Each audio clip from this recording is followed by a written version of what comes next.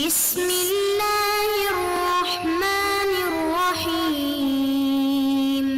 السلام علیکم ورحمۃ اللہ وبرکاتہ۔ بسم اللہ الرحمن الرحیم۔ عزیز طلباء اکرام، ایم اے اسلامیات کے مضمون فقہ و اصول الفقہ کا آج ہمارا سبق نمبر 222 ہے، جس کا عنوان ہے کتاب النکاح کا الباب الثانی، اور آج انشاءاللہ ہم المسألۃ السادسہ سے پڑھیں گے۔ یعنی جو یہ ہمارے مسائل چل رہے ہیں، 5 مسائل کا ہم پیچھے تذکرہ کر چکے ہیں، آج انشاءاللہ 6واں مسئلہ ہم شروع کریں گے۔ تو نئے سبق شروع کرنے سے پہلے ہم گزشتہ سبق کا خلاصہ دیکھتے ہیں۔ پچھلے سبق میں ہم نے سب سے پہلے عبارت کا ترجمہ اور عبارت کی مختصر تشریح پڑھی ہے، اور مختصر تشریح کے دوران کچھ چیزوں کو ہم نے ذہن باز لانے کی کوشش کی تھی، جن میں ایک مسئلہ 5واں مسئلہ تھا المسألۃ الخامسہ کے نام سے۔ وہ مسئلہ تھا کہ اگر دودھ کے ساتھ کسی اور دودھ کی یا پانی کی ملاوٹ کر لی جائے تو اس سے رضاعت ثابت ہوگی یا ثابت نہیں ہوگی۔ چونکہ اختلافی مسائل مصنف نے بیان کرنے ہیں، تو ان 9 میں سے 5واں مسئلہ جو تھا وہ دودھ کے ساتھ پانی کی ملاوٹ کے بارے میں تھا، کہ اگر دودھ کے ساتھ پانی کی ملاوٹ کر کے بچے کو پلایا جائے تو فقہا کی اس کے بارے میں کیا آ رہا ہے۔ تو چونکہ فقہا کا اختلاف تھا، تو ہم نے دودھ کے ساتھ پانی کی ملاوٹ کرنے میں فقہا کے اختلاف کی وضاحت کی تھی۔ ایسے ہی پچھلے سبق میں ہم نے، چونکہ مصنف کا یہ منہج بھی ہے کہ جہاں بھی اختلاف ہوتا ہے فقہا کا، وہاں مصنف اختلاف کا سبب بھی بیان کرتے ہیں، تو یہ اختلاف کا سبب بھی ہم نے واضح کرنے کی کوشش کی تھی۔ تو ایسے ہی انشاءاللہ آج کے اس سبق میں ہم عبارت کا ترجمہ اور عبارت کی مختصر تشریح پڑھیں گے، اور مختصر تشریح کے دوران ہم 6واں مسئلہ شروع کریں گے۔ 6واں مسئلہ ہے حلق تک دودھ کی رسائی، یعنی کیا یہ ضروری ہے کہ حلق تک دودھ پہنچے، یا ناک کے ذریعے، نالی وغیرہ کے ذریعے بھی جو دودھ پیٹ میں پہنچایا جاتا ہے، تو کیا اس سے بھی حرمت ثابت ہوگی یا نہیں ہوگی؟ کیا حلق میں پہنچانا ضروری ہے یا ضروری نہیں ہے؟ تو 6واں مسئلہ اس موضوع سے متعلق ہے، اس مسئلے سے متعلق ہے، تو انشاءاللہ ہم یہ دیکھیں گے۔ ایسے ہی 7واں مسئلہ آج کے سبق میں ہم شروع کریں گے، اور 7واں مسئلہ جو ہے وہ لبن الفحل کے حکم کے بارے میں ہے۔ لبن الفحل کے بارے میں پیچھے بھی وضاحت کی جا چکی ہے۔ لبن الفحل کہتے ہیں عورت کو جو دودھ اترتا ہے وہ مرد کی ہم بستری کے ساتھ اترتا ہے، یعنی مرد اس سے ہم بستری کرتا ہے تو عورت کو دودھ اترتا ہے۔ تو جو عورت کا شوہر ہے جس کی وجہ سے عورت کو دودھ اترا ہے، تو اس شوہر کو لبن الفحل کے نام سے یاد کیا جاتا ہے۔ ہماری فقہ کی کتابوں میں اکثر یہ اصطلاح استعمال کی جاتی ہے، تو اس سے شوہر مراد ہوتا ہے جس کی وجہ سے عورت کو دودھ اترتا ہے۔ تو لبن الفحل کے باپ ہونے میں، رضاعی باپ ہونے میں فقہا کا اختلاف ہے، تو انشاءاللہ ہم اختلاف کی وضاحت کریں گے کہ فقہا اس کے بارے میں کیا کیا آراء رکھتے ہیں۔ ایسے ہی چونکہ اختلاف ہے تو اختلاف کا سبب بھی ذکر کیا جائے گا۔ تو چلیے دیکھتے ہیں، یہ آج کی ہماری عبارت ہے المسألۃ السادسہ، 6واں مسئلہ۔ چونکہ 9 مسائل مصنف نے اختلافی بیان کرنے ہیں، تو 6واں مسئلہ یہاں سے شروع کر رہے ہیں کہ وَأَمَّا هَلْ يُعْتَبَرُ فِيهِ الْوُصُولُ إِلَى الْحَلْقِ، کہ کیا حلق تک پہنچنا اس کا اعتبار کیا جائے گا، اَوْ لَا يُعْتَبَرُ، یا اس کا اعتبار نہیں کیا جائے گا۔ یعنی حرمت ثابت ہونے کے لیے دودھ کا حلق تک پہنچنا اس کا اعتبار کیا جائے گا، اَوْ لَا يُعْتَبَرُ، یا اس کا اعتبار نہیں کیا جائے گا۔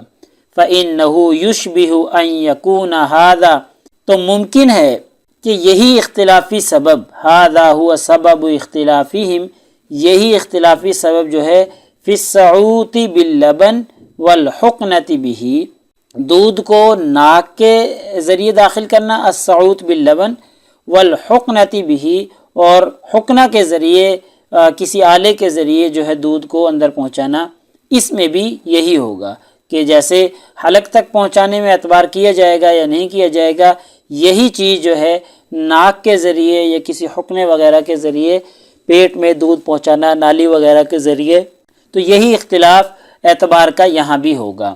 وَيُشْبِهُ، اور اسی طریقے سے أَن يَكُونَ اخْتِلَافُهُمْ فِي ذَلِكَ لِمَوْضِعِ الشَّكِّ، یہاں پر جو سبب اختلاف ہے، یہ شک بھی ہو سکتا ہے کہ هل يصل اللبن من هذه الأعضاء، کہ ان اعضاء سے دودھ پیٹ تک پہنچتا ہے، او لا یسیلو یا دودھ پیٹ تک نہیں پہنچتا، یعنی صعود باللبن اور حقنہ ان کے ذریعے دودھ پیٹ تک پہنچتا ہے یا نہیں پہنچتا، یہی اختلاف یہاں بھی ہو سکتا ہے۔ یعنی یہ تقریباً 3 مسائل جو مصنف نے جن کی طرف اشارہ کیا ہے کہ جیسے حلق تک پہنچنے، حلق تک رسائی کا اعتبار کیا جائے گا یا نہیں کیا جائے گا، یہ ایک اختلافی مسئلہ ہے۔ ایسے ہی یہاں پر یہ بھی اختلافی مسئلہ ہے کہ حقنہ یا ناک وغیرہ کے ذریعے دودھ داخل کیا جائے، تو یہ بھی ایک اختلافی مسئلہ ہے۔ اور ایسے ہی یہاں پر یہ بھی اختلاف ہو سکتا ہے حقنہ اور ناک کے ذریعے دودھ پہنچانے میں کہ اس کے ذریعے دودھ جو ہے وہ پیٹ تک پہنچتا بھی ہے یا نہیں پہنچتا۔ تو چونکہ مصنف نے، اگر آپ کو پہلی بات یاد ہو، یہ کہا تھا کہ جو رضاعت کے بارے میں 9 اختلافی مسائل، اتفاقی مسئلہ تو بتلا دیا نا کہ جس عورت کا دودھ پیا اس کی رضائی ماں بن گئی ہے، لیکن یہ وہ اتفاقی تھا۔ مصنف نے کہا تھا کچھ اختلافی مسائل بھی ذکر کیے جائیں گے، تو ان اختلافی مسائل میں سے مصنف یہ 6واں مسئلہ بیان کر دیا، اور 6 مسئلے میں مزید 2-3 جو ہے نا اختلافی مسائل اور بھی ذکر کر دیے۔ آگے دیکھیں المسألۃ السابعہ، 7واں مسئلہ، وَأَمَّا هَلْ يَسِيرُ الرَّجُلُ الَّذِي لَهُ اللَّبَنُ، یعنی کیا وہ آدمی جس کی وجہ سے دودھ آیا ہے اس کا اعتبار ہوگا یا نہیں ہوگا۔ اعنی مصنف کہہ رہے میری مراد الزوج المرأتی، عورت کا جو شوہر ہے، یعنی مصنف کا لبن الفحل کا جو مسئلہ بیان کرنے کا مقصود ہے یہاں پر وہ یہ ہے کہ مصنف یہ کہنا چاہتے ہیں کہ جس عورت کو جس شوہر کی وجہ سے دودھ اترا ہے تو وہ شوہر اس بچے کا رضائی باپ بنے گا یا نہیں بنے گا۔ ٹھیک ہے، یہ لکھا ہوا آگے ابن للمرضعی، یعنی مرضعی دودھ پینے والے بچے کے لیے وہ باپ ہوگا۔ حل یسیر الرجل، یعنی وہ آدمی اس کے لیے باپ ہوگا جس کی وجہ سے عورت کو دودھ اترا ہے، یا باپ نہیں ہوگا۔ حتیٰ یحرم بینہما، یعنی جب وہ باپ ہوگا تو ان دونوں کے درمیان، بچے کے اور اس باپ کے درمیان میں حرمت ہوگی۔ ومن قبلہما ما یحرم من الآباء والابناء من النسب، یعنی جیسے نسب سے آباء اور ابناء میں حرمت ثابت ہوتی ہے، ایسے ہی پھر اس بچے کے اور اس شوہر کے لبن الفحل کے درمیان حرمت ثابت ہو جائے گی۔ یعنی اب اس کو باپ کہا جائے گا رضائی، یا باپ رضائی نہیں کہا جائے گا، یعنی وہ اس بچے کے لیے رضائی باپ بنے گا یا نہیں بنے گا۔ وہی التی یسمونہا لبن الفحل، اور اسی کو مصنف کہہ رہے ہیں کہ لبن فحل کے نام سے یاد کیا جاتا ہے، یعنی ایسا شخص جس کی وجہ سے عورت کو دودھ اترا ہے اس شوہر کو لبن فحل کے نام سے یاد کیا جاتا ہے فقہی کتابوں میں، یہ ایک اصطلاحی لفظ ہے۔ تب اس مسئلے میں فَإِنَّهُمْ اخْتَلَفُوا فِي ذَلِكَ، فقہا کا اختلاف ہے۔ فقال مالک وابو حنیفہ والشافعی واحمد والاوزاعی والثوری، یہ تمام فقہا کی ایک بڑی جماعت اور کبار فقہا کرام جن میں امام مالک ہیں، امام ابو حنیفہ ہیں، امام شافعی، یعنی ائمہ اربعہ تو چاروں اس میں ہیں، وہ کہتے ہیں لبن الفحل یحرم، جو لبن فحل ہوتا ہے اس کے ساتھ حرمت ثابت ہو جاتی ہے۔ یعنی اگر بچی دودھ پی رہی ہے اس کی بیوی کا، تو وہ اس بچی سے کبھی بھی نکاح نہیں کر سکتا کیونکہ وہ اس کا باپ بن گیا رضائی۔ ٹھیک ہے، تو ایسے ہی جو اس کے آباء ہیں، اس کے ابناء ہیں، ان کے ساتھ بھی نکاح نہیں ہو سکتا کیونکہ یہ اس کا باپ بن چکا ہے۔ تو یہ ایک فقہا کی جماعت کا کہنا ہے۔ وقالت طائفۃ، اور ایک جماعت جو کہ فقہا کی ہے اس کا کہنا ہے لا یحرم لبن الفحل، لبن فحل جو ہے اسے حرام قرار نہیں دیتا، ان کے نزدیک لبن فحل حرام نہیں ہوتا، ان کے درمیان حرمت ثابت نہیں ہوتی۔ وبالاولی، اور جو پہلا قول ہے قال علی، وہی حضرت علی رضی اللہ تعالی عنہ، ابن عباس، ان کا ہے۔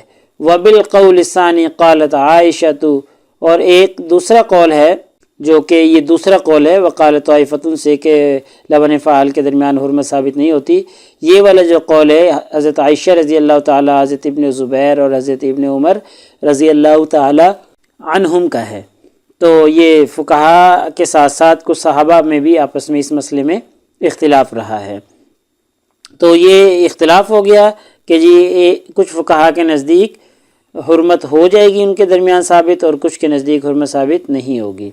تو وسبب اختلافہم، یہاں سے مصنف جو ہیں وہ اختلاف کا سبب بیان کر رہے ہیں، اور اختلاف کا جو سبب ہے معارضۃ ظاہر الکتاب للحدیث عائشہ المشہور، ظاہر کتاب اور حضرت عائشہ رضی اللہ تعالی عنہا کی جو مشہور حدیث ہے، ان دونوں میں تعارض ہے، ٹھیک ہے، یعنی حضرت عائشہ رضی اللہ تعالی عنہا کی جو روایت ہے وہ اور کتاب اللہ کے ظاہر کے درمیان میں تعارض ہے۔ تو اس تعارض کی وجہ سے فقہا کے درمیان میں اختلاف ہوا ہے۔ مصنف کہہ رہے ہیں اعنی آیت الرضا، مصنف کہہ رہے ہیں کہ وہ کتاب اللہ کا جو ظاہر ہے نا، اس سے مراد آیت رضاعت ہے۔ وحدیث عائشہ، اور حدیث عائشہ سے یہ آیت رضاعت ہم پیچھے پڑھ چکے ہیں، یرضعن اولادہن حولین کاملین جو ہم نے پڑھا تھا۔ وہ قالت، حضرت عائشہ والی جو روایت ہے وہ یہ ہے کہ جاء افلح اخو ابی القعیس، ابو قعیس کا بھائی تھا جس کا نام تھا افلح، یستأذن علی بعد ان انزل الحجاب، جب حجاب کے یعنی پردے کے احکامات نازل ہو گئے اس کے بعد یعنی افلح نے میرے پاس آنے کی اجازت چاہی، یعنی میرے گھر میں آنے کی اجازت چاہی۔ ابو قعیس کا بھائی تھا افلح، تو فابیت، میں نے انکار کر دیا، میں نے ان کو اپنے پاس اپنے گھر میں آنے کی اجازت نہیں دی۔ حضرت عائشہ فرما رہی ہیں، ٹھیک ہے۔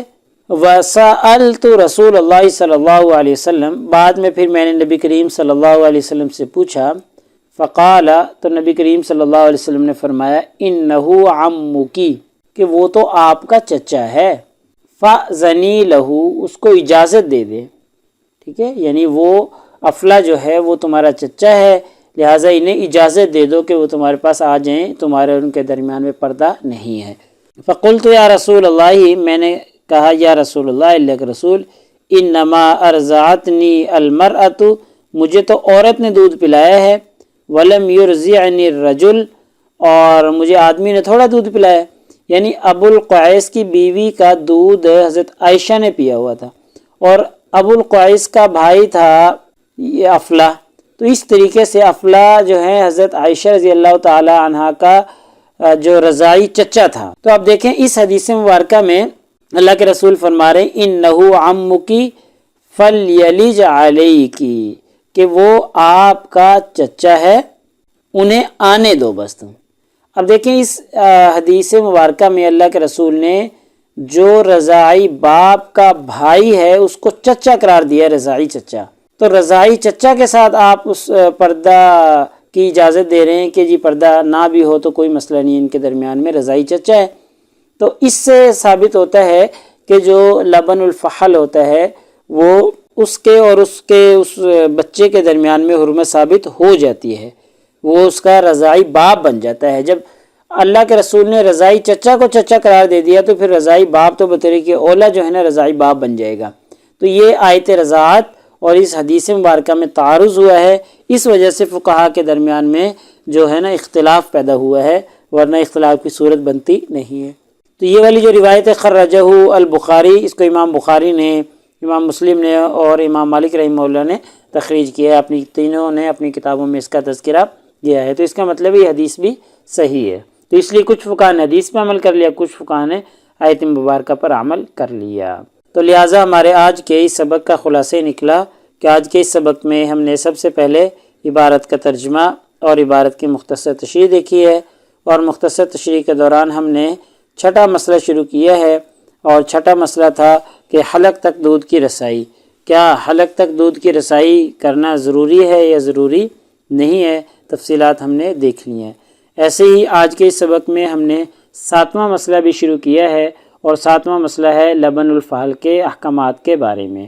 تو لبن الفحل کے بارے میں فقہا کا اختلاف تھا، تو ہم نے اختلاف کی وضاحت کر دی ہے۔ ایسے ہی آخر میں ہم نے اختلاف کا سبب بھی جاننے کی کوشش کی ہے کہ فقہا کے درمیان جو اختلاف واقع ہوا ہے، اس اختلاف کا اصل سبب اور اصل محرک کیا ہے۔ تو پیپر میں پوچھے جانے والے سوالات سے متعلق اگر ہم گفتگو کریں تو ایک سوال یہی ہے کہ جی مذکورہ عبارت کا ترجمہ اور تشریح کریں۔ ایسے ہی ایک سوال یہ ہے لبن الفحل کا حکم فقہا کے اقوال کی روشنی میں بیان کریں، اور اختلاف کی کیا وجہ ہے۔ تو یہ اختلاف کا جو سبب، جو وجہ ہم نے پڑھی ہے، یہ اس کے جواب میں آئیں گی۔ اور فقہا کے اقوال ہم نے دیکھ لیے، 2 گروہ بن گئے، اور صحابہ کرام میں بھی اس مسئلے میں اختلاف رہا ہے۔ تو اگلے سبق نمبر 223 میں انشاءاللہ ہم اسی ترتیب سے چلتے رہیں گے، اور کتاب النکاح کا الباب الثانی جو ہمارا چل رہا ہے چلتا رہے گا، اور آگے ہم فمن رعا سے پڑھیں گے۔ یعنی اختلاف کا جو سبب ہے یہ بھی اگلے سبق میں ہمارا چلے گا۔ جزاکم اللہ خیر۔ السلام علیکم ورحمۃ اللہ وبرکاتہ۔ اللہ پاک آپ سب لوگوں کا حامی و ناصر ہو۔ اگلے سبق تک اجازت چاہتا ہوں۔